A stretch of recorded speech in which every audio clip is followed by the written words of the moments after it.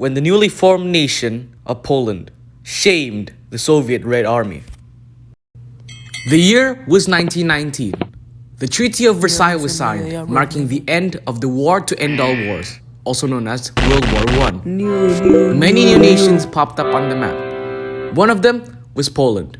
Poland had been under German, Austrian, and Russian rule since 1795 and were eager to get their independence. That was granted after the signing of the Versailles Treaty. However, Poland was under threat of annexation again. The Soviet-Polish War of 1919 wasn't started by the Soviets. The Soviet Union was formed in 1917, ending the Empire of Russia. The Soviets were a communist faction who hated the Emperor of Russia, Tsar Alexander II, and represented the people. They pulled out of the First World War, and almost immediately, the Soviet Union was engulfed in a civil war. After the signing of the Versailles Treaty, Poland got land from the Germans and Austrians and became an independent state.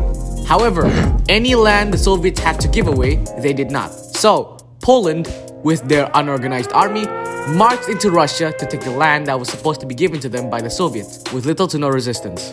In the year 1919, the Russian Civil War was more or less over, and Soviet victory was guaranteed.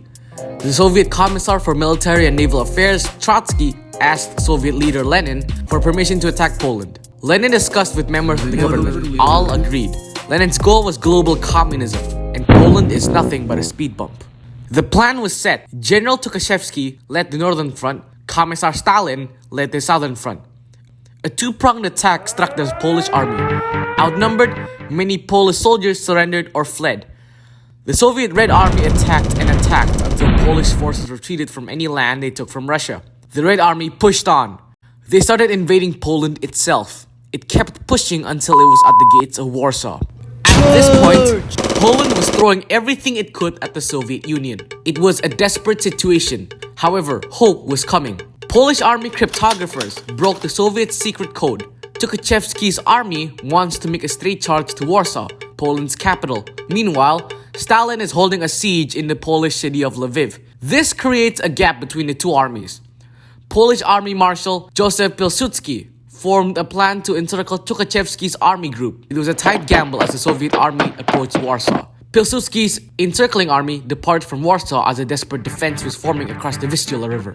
The Red Army reached Warsaw's defense on August 12th. And from that day on to the 25th of August, the Polish defended Warsaw from the Red Army. On the 14th of August, Marshal Pilsudski's encircling army reached the Soviets and started pushing them back. The Red Army was reduced to rubble after the Battle of Warsaw. The Red Army, a once mighty and capable force, was now diminished in morale, manpower, and equipment. The Poles will remember this as the miracle on the Vistula River. The Polish army kept pushing the Soviets out. And finally, the Soviets sued for peace. It was victory for the Polish army. If you enjoyed the video, like, comment, and subscribe to the channel. That'd be really helpful. And yeah, thank you and see you later.